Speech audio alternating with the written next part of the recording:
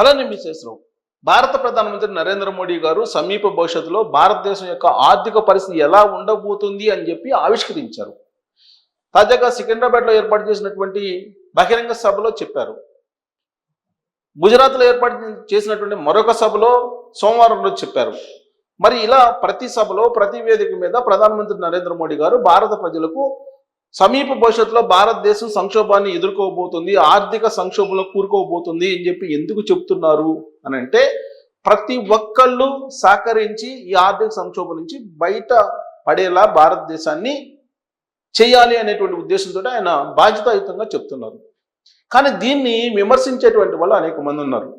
చాలామంది ఉంటారు, బంగారం కొనొద్దు, మీరు డీజిల్ పెట్రోలు వినియోగం తగ్గించండి, విదేశీ ప్రయాణాలు మానుకోండి, కారు ఒక్కళ్ళే వెళ్ళొద్దు, ఇలాంటి జాగ్రత్తలు చెప్తుంటే నరేంద్ర మోడీ గారిని మీరు తినొద్దు అని అంటారు. రాబోయే రోజుల్లో మీరు కూరగాయలు కొనుక్కోవద్దు అంటారు, మీరు ఇప్పటికే ఆయిల్ కొనుక్కోవద్దు, నూనె కొనుక్కోవద్దు అని చెప్పి చెప్తున్నారు. ఇక ఏమీ కొనుక్కోకుండా ప్రజలు ఎలా ఉంటారు అని చెప్పి నరేంద్ర మోడీ గారిని విమర్శిస్తూ ఉన్నారు. అందుకే ఒక్కసారి మనం వెనక్కి వెళ్ళి మొరార్జీ దేశాయ్ గారు ప్రధానమంత్రిగా ఉన్నప్పటి నుంచి కొన్ని సంఘటనలను గుర్తు చేసుకుంటే, ఆయన అప్పట్లో ఆహార కొరత ఏర్పడుతుంది అని చెప్పి ముందుగానే భారత ప్రజలను అలర్ట్ చేశారు. ఒక్క పూటే తింటూ అలవాటు చేసుకోండి అని చెప్పి అప్పుడు మొరార్జీ దేశాయ్ గారు చెప్పినటువంటి మాట. వీళ్ళంతవరకు ఒక్క పూటే తినండి అని. ఎందుకు? ఆహార ఉత్పత్తులు తగ్గిపోతే, ఆహార కొరత ఏర్పడితే ఆకలి చావులు ఉంటాయి. అందుకే భారత ప్రధానమంత్రిగా అప్పట్లో మొరార్జీ దేశాయ్ గారు చెప్పినటువంటి మాట, ఒక్క పూట తింటూ నేర్చుకోండి, అలవాటు చేసుకోండి అని చెప్పారు. ఆ తర్వాత భారత ఆర్థిక సంక్షోభం గురించి ఆలోచించినటువంటి ఇందిరాగాంధీ గారు కూడా బంగారం కొనుగోలు చేయొద్దు అని చెప్పి స్టేట్మెంట్ ఇచ్చారు. మరి ఇప్పుడు నరేంద్ర మోడీ గారు కూడా సమీప భవిష్యత్తులో భారతదేశం యొక్క పరిస్థితి ఏంటి అని చెప్పి ఆయన అంచనా వేసుకొని భారత ప్రజలను అప్రమత్తం చేస్తూ ఉంటే, చాలామంది ఆయన వెంటబడుతూ ఉన్నారు, ఆయన విమర్శిస్తూ ఉన్నారు.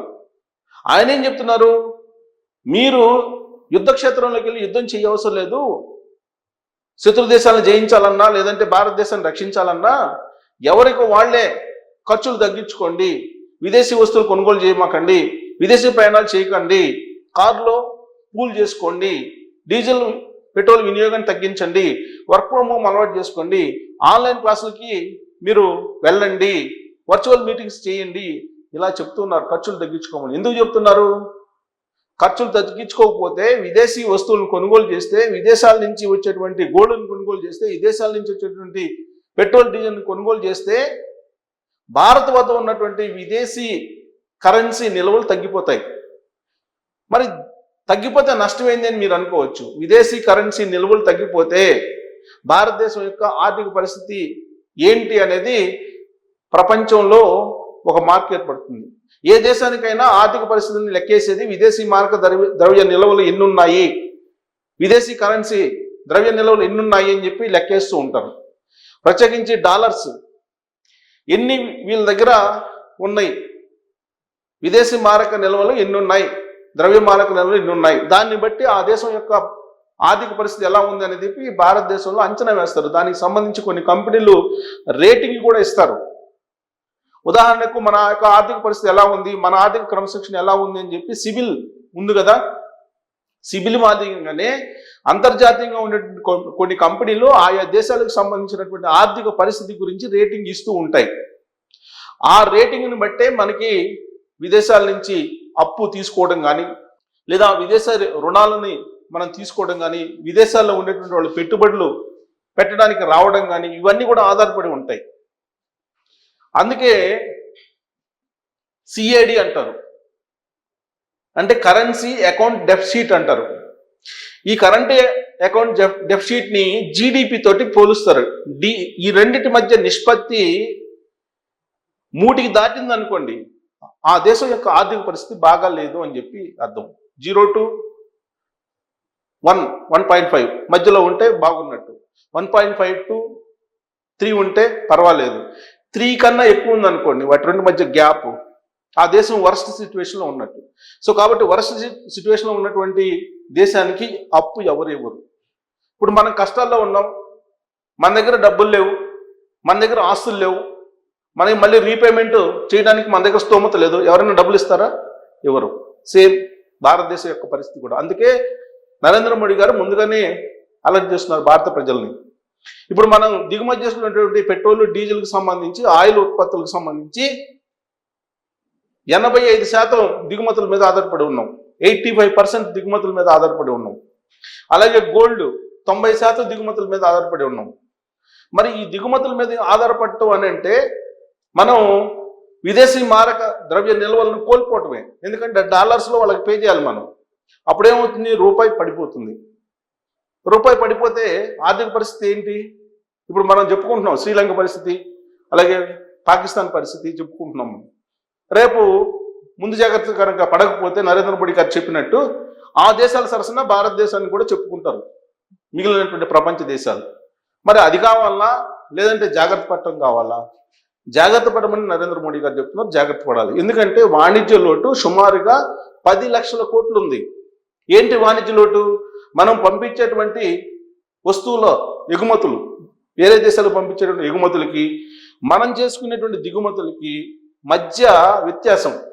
మనం పంపించేదేమో దాదాపు సపోజ్ 70 లక్షల కోట్లు ఉందనుకోండి, మనం దిగుమతి చేసుకుని కొనుగోలు చేసేది 90 లక్షల కోట్లు ఉందనుకోండి, మధ్య వాణిజ్య లోటు ఎంత?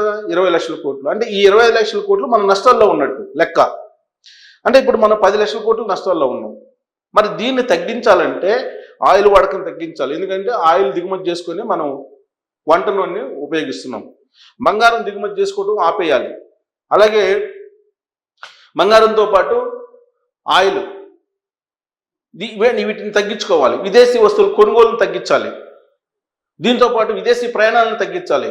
ఉదాహరణకి మనకి ఈ లాస్ట్ ఫైనాన్షియల్ ఇయర్ 1,25,000 కోట్ల రూపాయలు విదేశీ ప్రయాణాలకి మన భారతీయులు ఖర్చు పెట్టారు. మరి అది భారత యొక్క ఆర్థిక పరిస్థితి మీద పడుతుంది కదా. ఇంకొకటి ఏంటంటే బంగారం అంటున్నాం కదా, ఈ 90% దిగుమతి చేసుకునేటువంటి బంగారంలో ఆభరణాల రూపంలో సామాన్యులు మధ్యతరగతి కొనుగోలు చేసింది చాలా తక్కువ. మీరు డేటా తీస్తే కనుక గత ఏడాది దాదాపుగా 60% కొనుగోళ్లు పడిపోయాయి. సామాన్యులు మధ్యతరగతి కొనుగోలు చేసేటువంటి కొనుగోళ్లు. కానీ బంగారాన్ని కొనుగోలు చేస్తుంది ఎవరు? అవినీతిపరమైన రాజకీయ నాయకులు, అవినీతిపరమైన ఉద్యోగులు, బ్లాక్ మనీ హోల్డర్స్, నల్ల దొరలు, వీళ్ళు కొనుగోలు చేస్తున్నారు. కొన్ని టన్నుల బంగారాన్ని మనం దిగుమతి చేసుకుంటున్నాం. 70 టన్నుల వరకు సుమారుగా సగటున ఏడాదికి. ఈ 70 టన్నుల బంగారంలో ఎవరు కొనుగోలు చేస్తున్నారు అని అంటే 10 టన్నులు సామాన్యమైనటువంటి వాళ్ళు మధ్యతరగతి కొనుగోలు చేస్తే ఆభరణాల రూపంలో దాదాపు 50 నుంచి 60 టన్నుల బంగారం నల్లదొరలు, బ్లాక్ మనీ హోల్డర్స్ వాళ్ళలోకి వెళ్ళిపోతుంది.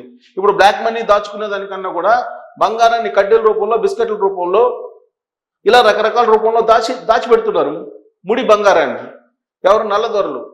మరి వాళ్ళని అరికట్టాలి ఇప్పుడు నరేంద్ర మోడీ గారికి ఖచ్చితంగా 140 కోట్ల మంది జనం ఉంటే 140 కోట్ల మంది జనం వాళ్ళపై వాళ్ళు ముందుకొచ్చి స్వచ్ఛందంగా భారతదేశం కోసం సేవ చేయాల్సిందే. దీంట్లో ఎలాంటి సందేహం లేదు. కాకపోతే నల్ల ధరలన్నీ కట్టడి చేయకపోతే, సామాన్యులు బంగారం కొనకపోయినా, సామాన్యులు పెట్రోల్ డీజిల్ వాడకపోయినా, మరి వీళ్ళని అరికట్టకపోతే కనుక ఇప్పుడు ఆ వాణిజ్య లోటు తగ్గదు కదా.